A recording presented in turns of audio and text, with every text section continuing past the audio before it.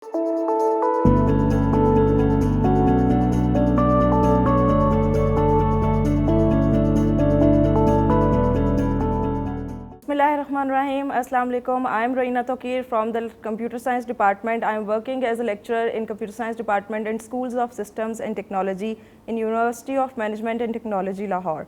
So, I welcome you all in this podcast session, which is initiated by our school for the very first time, and I am having the honor of being the very first host of this podcast session. So, in this podcast session, we will discuss, as you know, the topic of our today's discussion is QA Chronicles, navigating through software quality assurance, and for this purpose we have a honored guest with us, Mr. Farhan Hashmi, who is working as a senior software quality assurance analyst in NETSOL Technologies for about more than 13 years. So let's talk to Mr. Farhan Hashmi and get to know about the different tools and technology and methodologies of the SQA and how someone can pursue his or her career in this field.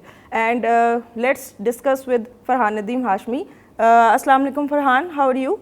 Walaikum assalam, I'm fine. How about you? I'm good too. And thank you so much for inviting me to share my experience, my journey and different aspects how someone can pursue his or her career in the field of software quality assurance. Farhan, I am formally welcome you in the School of Systems and Technology at University of Management and Technology because you are the part of our first podcast session here. So I welcome you all on the behalf of our department and on the behalf of the school. Thank you so much for inviting me. Thank you.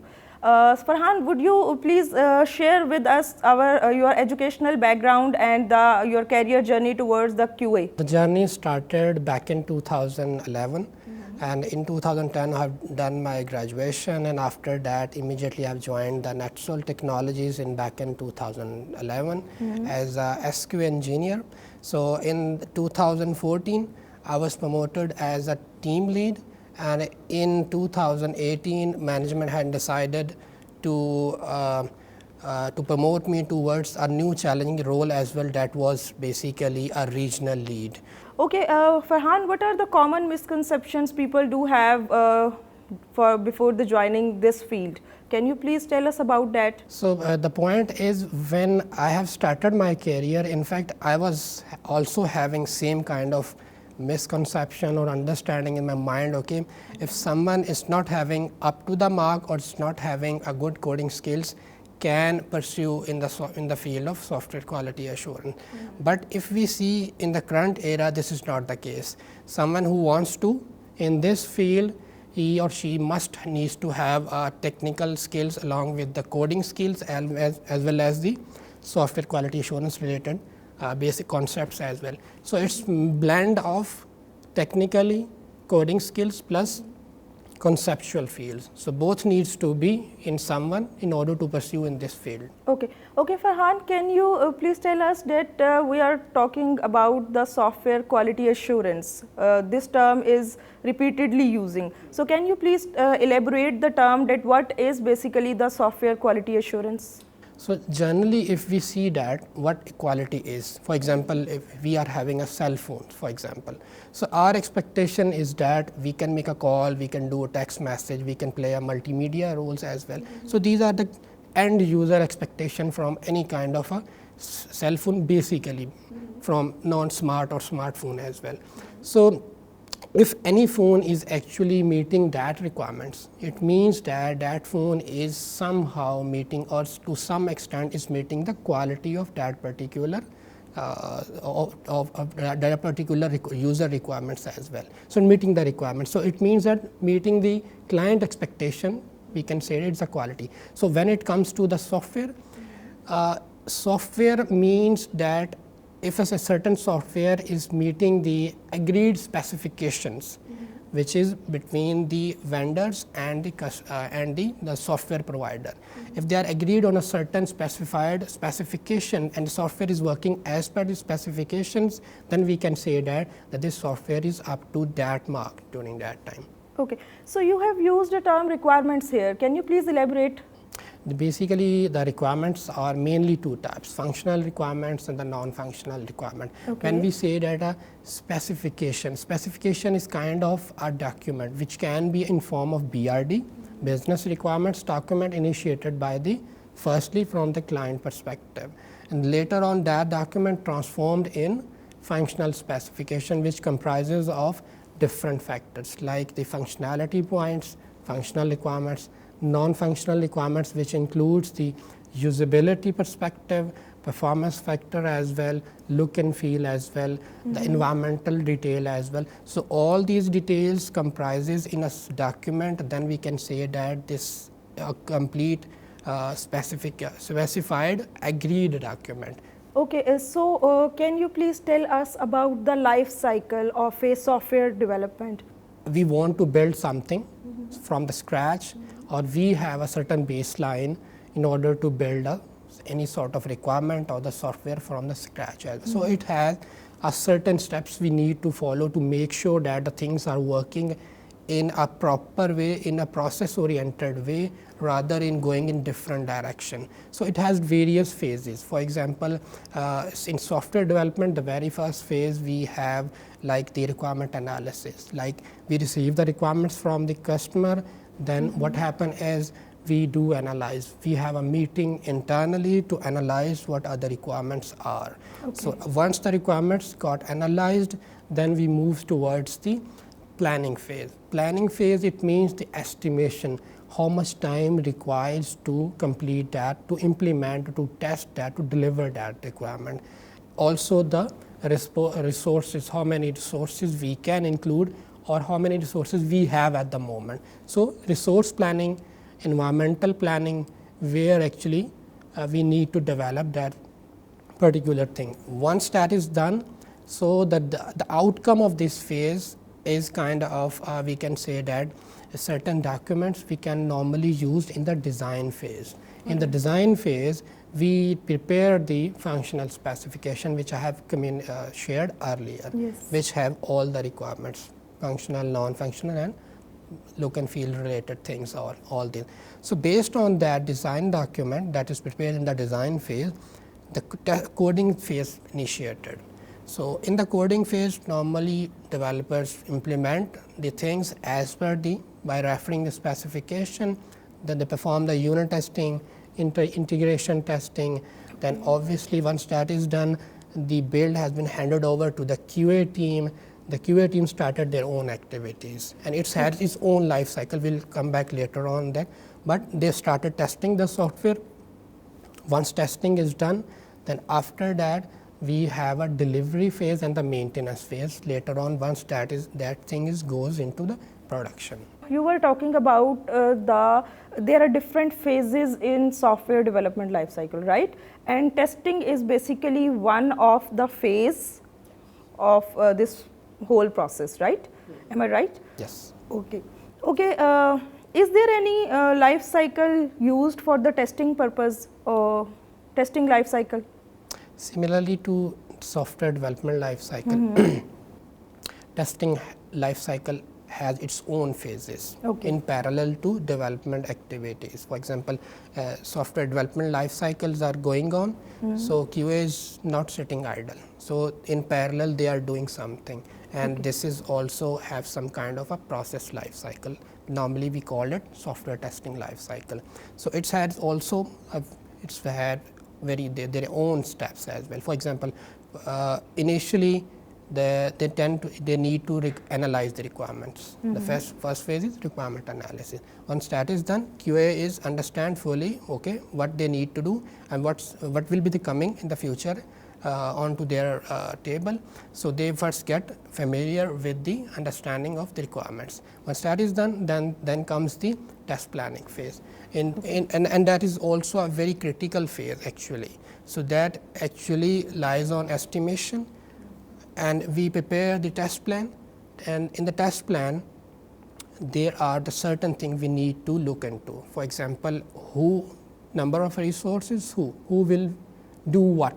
What means number of functionality points they need to look into, who will do what, and the when timeline. So each and every requirements, estimation, resources, their timeline, the environments, all needs to be documented prior to starting the actual testing. Once that is done, then the third phase is basically the test case generation, which is also a very critical Yes. part in the testing as well. After test case generation, then the environment where actually QA is going to test the requirement or to execute the software flow as well. Once that is done, then come the test execution, the part of the software development life cycle. After that, and during the execution of the testing, the next phase is basically the bug reporting if identified during the testing phase. And finally, we prepare actually the QA report, which comprises of all the test cases we have executed, and if there are any potential glitches identified by the QA team. So it comprises of two things in the QA report. So these are the basically steps we normally followed in the testing. Okay, okay, you have used two terms. One is basically, and the other one is you have used testing life cycle. So please elaborate these two. So there are basically interrelated terms: defect, bug, error. What is the difference between these terms?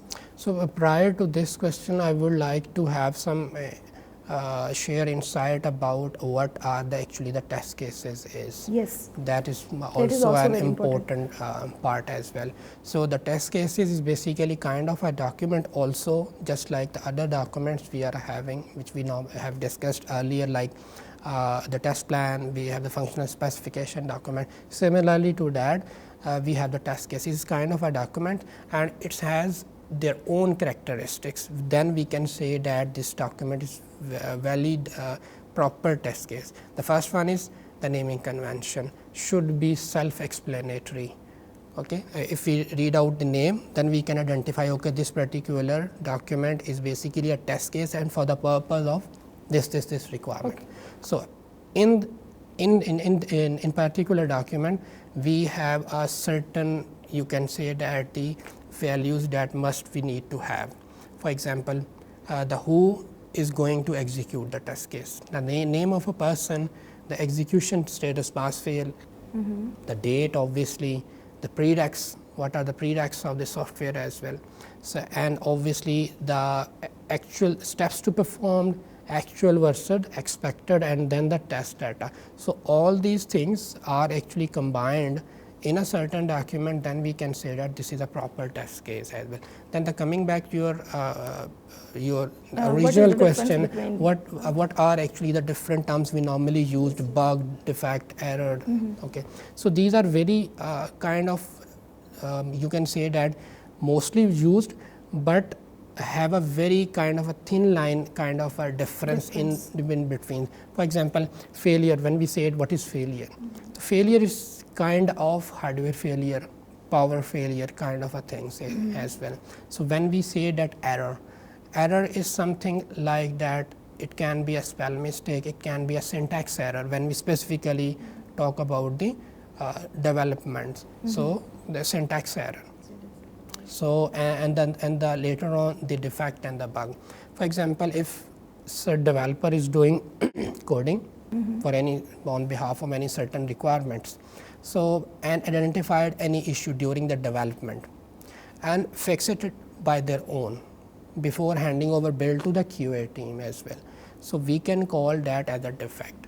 And if that bug or any bug goes unnoticed and the build has been handed over to the QA team, and the QA person identified that issue or any other issue that goes unnoticed by the development team during their unit or integration testing, which is normally performed by the developers as well. So if that is issue identified by the QA team, then we can call it as a bug. So these are normally concepts we have for these four terms. Okay. Okay, so I have 2 to 3 questions in my mind. One is from your discussion, from this discussion. One is what is the difference between the software quality assurance and the software quality control? As you know, these two terms are interchangeably used, so people often get confused between these two terms. So I would like you to please have a light on it so that we can have a better idea. Is there any difference between these two, or these are used for the same purpose? These two terms are different, obviously, but if we see them in the context of software quality assurance, then both are equally important and both are needs to be combined together for the common cause, which is quality of the software.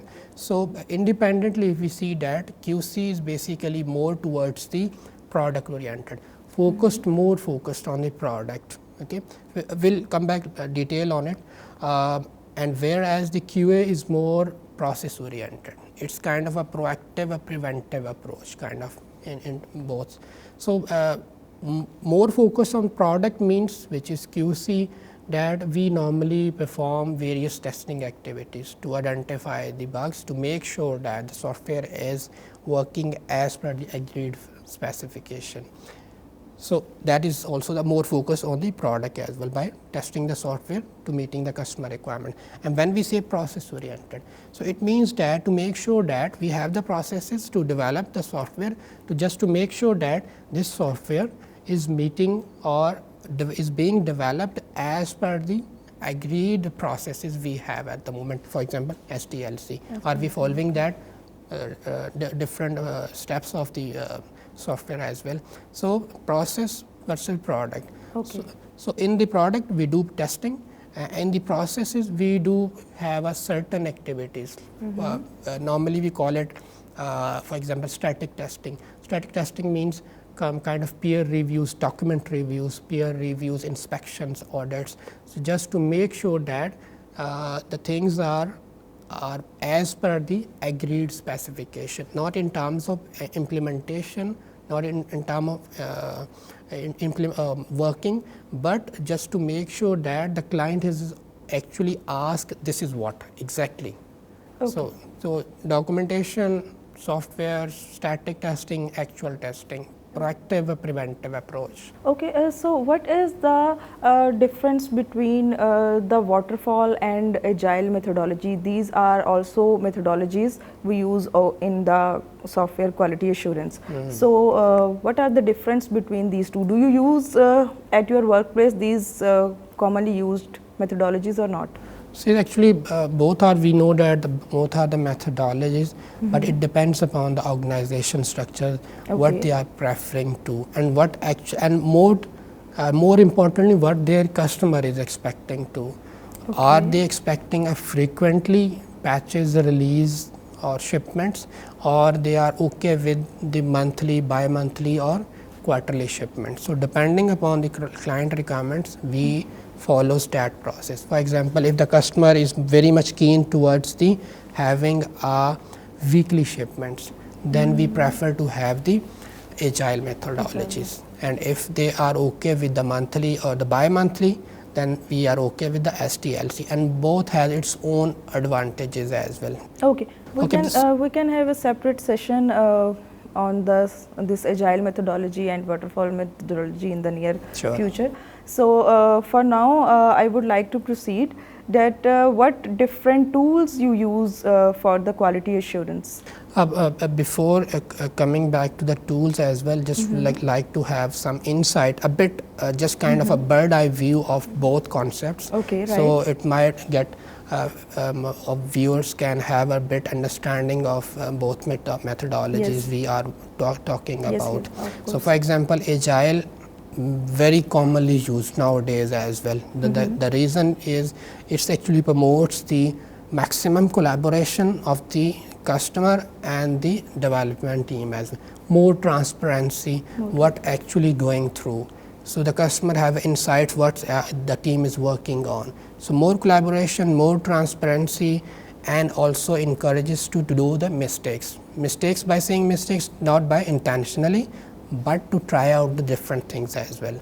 So, transparency, collaboration, trying out the different things are the main characteristics of the agile. So, it has a different kind of we can say that characteristics are involved in this. For example, development teams, which comprises of the developers, the testers, and we have a product owner, and we have a scrum master as well.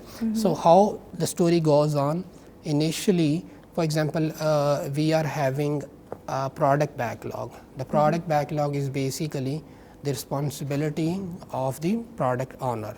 Okay. And the product backlog basically comprises of, it can be new requirements, it can be a certain defects as well. So, it is a kind of a bucket which have all the requirements needs to be implemented as well. So, in the next phase, the development team actually got the leverage to decide what they are they can easily deliver in a certain time frame, and the time frame in the agile we can call it as a sprint. Sprint is basically it can be a 1 to 2 weeks maximum. Okay. So, they actually decide, okay, we have this time frame. So, these are the buckets, these are the user stories, actually the requirements we pick and choose, and we can do easily within this time frame. So, they pick and choose, they start working on, they share the progress as they move on. So, on the on the COB at the end of day, they actually have a stand up meeting to show what they are on to and what they have done so far at the end of day.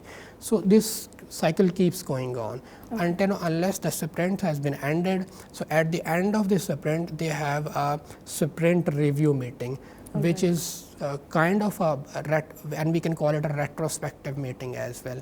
So, it is kind of a meeting where all the relevant stakeholders like the development team, the client, and obviously Scrum Master, product owners are also the part of that meeting, just to have insight what they have delivered, what left, what we have learned, and what we need to improve in the near future in the upcoming sprints as well. So, these are basically a bird eye view of agile framework as well.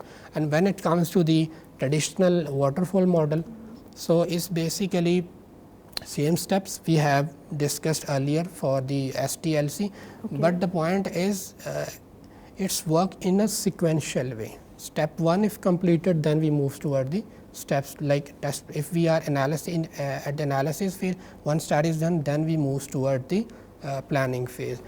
But the issue in this is the risk involved is that if we are at any certain stage or in the middle of the way, for example, we are doing coding or we are doing the testing phase, and if anything changes due to internally or anything from the clients, then we can go back. We can do, okay, see, we can again start analysis, we can again start the planning, nothing else.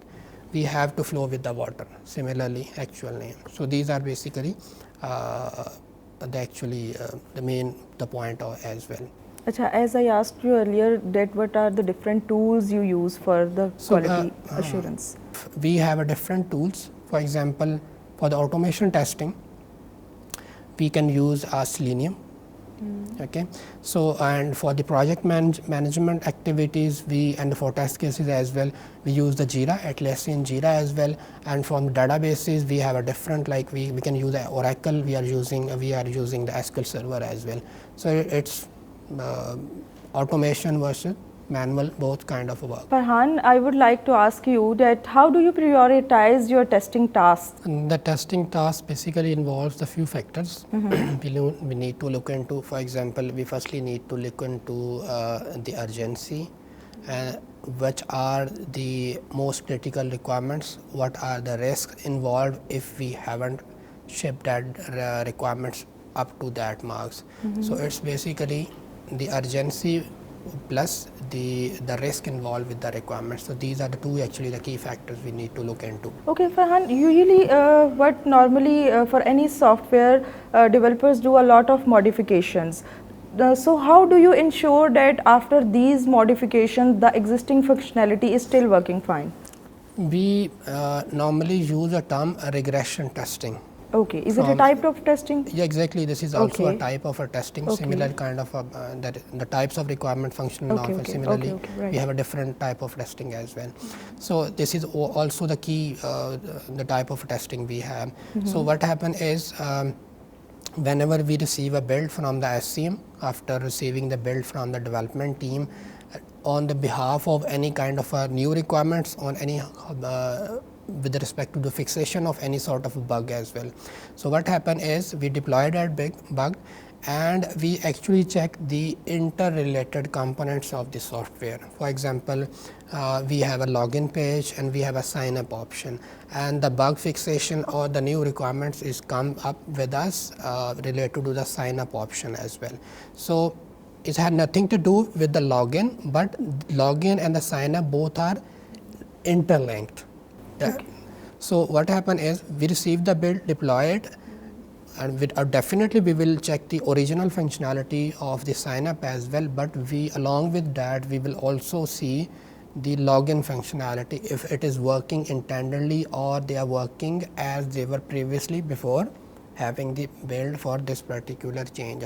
In this way, for the other functionalities we actually check the interlinked functionality to make sure that they are working fine. In fact, the key crux of this kind of definition is also to identify any sort of bug that may propagate into the existing functionality by adding the new code into the system. So, it is kind of finding or hunting that bug by checking the interlinked functionalities.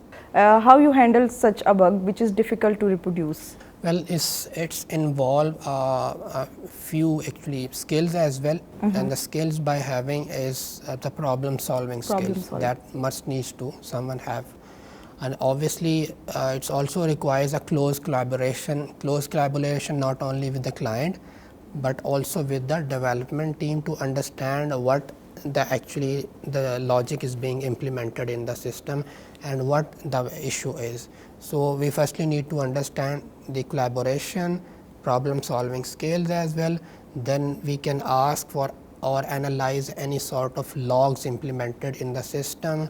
We can ask to, but before that we can look into the issue in the back office, in the BO, on the available data we have at the moment. If that data is not available with us, then we can request the client to have access to their U8 environment by restoring the database on the U8 environment, so that that issue also exists on the U8 environment. Then we can gain access and look into over that environment, okay, see what actually got wrong. So, collaboration, problem solving skills by looking into the logs and by also gaining the access to the U8 environment, these are the basically commonly used steps we can in order to replicate any kind of production related issue. When you face an issue while doing testing, how you communicate these issues to the developing team, and how you log these issues? What are the steps of logging these issues into the repository or wherever you record it? As far as the communicating the faults to the development team is concerned, it obviously had a very clear and concise description.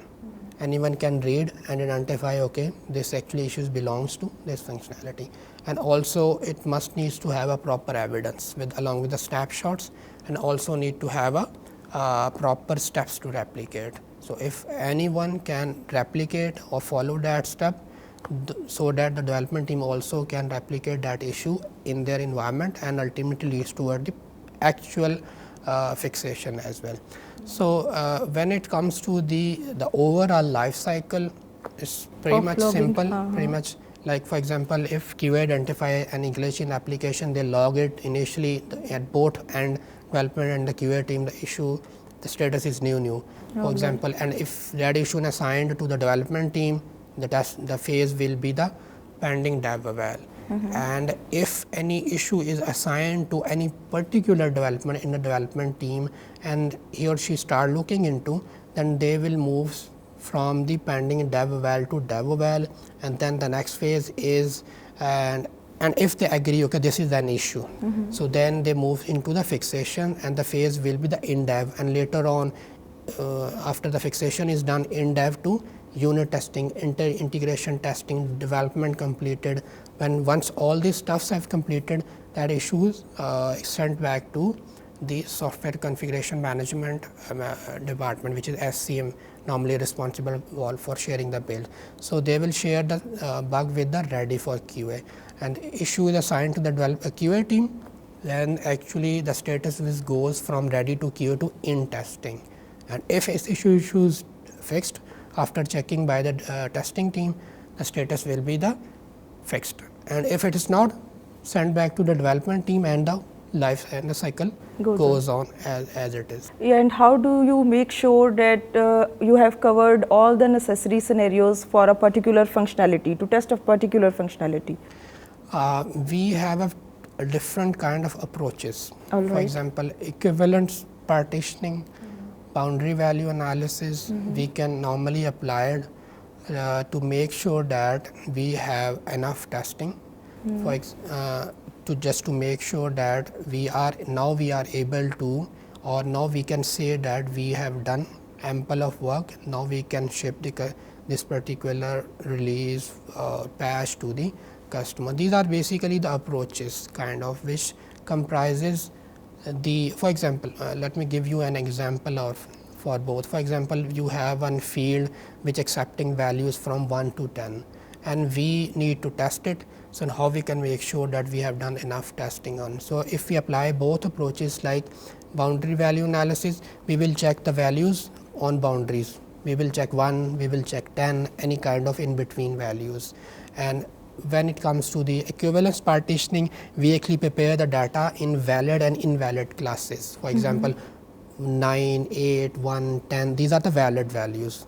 Less than 1, greater than 10, minus values are not a valid value. So we have two classes, valid and invalid classes. So in this way, we are checking valid, invalid, boundary values. So it means at least we are satisfied we have done the enough testing, rather by checking 1, 2, 3 each and every value. So it gives an overall perspective that we have done enough testing. Okay, so what is basically the testing exit criteria? How you get to know that you have done enough testing for a particular functional task? So it's basically have a kind of 3 main points as far as my experience is concerned. For example, very first criteria is the timeline. Obviously, the given timeline to the QA team that has also been finished. Second criteria, all the test cases that we have normally prepared before the start of the testing that we have just discussed earlier before the testing. So test cases executed, timeline has been completed, and any issues that we have logged during that time frame, their resolution or their fixation has been received. Resolution, it's not kind of a fixation. Fixation obviously is a fixation, but the resolution can be a mutual consensus. Okay, see, this is a bug, but due to certain time frame, due to certain constraint, it can be a software, it can be a tool limitation, we cannot fix it at the moment. We will look into later on. So it's kind of resolution. We resolute on some kind of we conclude on a mutual grounds. All right. So how do you promote a culture of quality within a testing team? Main point is a single one, I guess. All right. Which is by sharing the knowledge within the team. If and obviously within a team we have blend of people working in, like few are the seniors, few are the junior, few are in the middle of their career. So seniors have upper hand and they obviously have a strong grip on the domain as well, similarly, and so on. So the idea is to share their knowledge with their peers so that they can grow and they can have a grip on the on a certain domain as well. So this also not only leads toward their professional growth, but also leads toward the ultimately the quality of the software. So knowledge sharing is basically the key point. All right. So last but not the least, Farhan, I would like you to share some advice for someone who is actually interested in pursuing his or her career in this field. Nothing specific, but I would like to have some points that anyone, especially the fresh graduates, who are normally wants to pursue their career in this particular fields. Firstly, they need to develop the communication skills if they want to pursue in this field, because this requires a maximum collaboration, not only with the internally, but as well as the external client as well, across the globe as well. So the communication has to be up to the market. They need to develop the problem solving skills as well. they need to get familiar with the concepts of the QA as well. What are the terms normally used in the QA techniques, different kind of terms we normally use as well. They need to develop the technical skills as well. Technical skills is a must to have, like they must to have a coding skills as well. The reason being, in current era, it's not about only have a manual testing. It's about a blend of automation as well as the manual skill. Manual skill is okay, fine, by operating manually, whereas the coding technical skills as well, automation testing requires the coding skills as well. So coding plus get familiar with the QA must to have. So communication, get familiar with the basic QA concepts, as well as build a technical kind of skill as well, and also build a network. Get connected over LinkedIn with the professional who are already in the industry, and this will obviously land in a well-versed organization, just like the NETSOL or with the multinational company as well. This will actually help grow their network as well. So these are basically the few points that someone needs to have if they are working. The network, building a network is not something very specifically related to the QA, but in fact for any kind of a career they need to develop, connect with the professional as well. So these are my very basic needs as well. Thank you, Farhan. Thank you so much. To wrap up our today's session, I would like to extend my gratitude to Mr. Farhan Hashmi again. Thank you, Farhan. Thank you so much for finding out time out of your busy schedule and for being the part of our inaugural ceremony of this podcast session. Thank you so much once again. Thank you so much. And thank you to our listeners as well who are listening to us. Stay tuned for the more exciting episodes, and hope to see you in the near future for more interesting topics. So stay tuned. Take care. Allah Hafiz.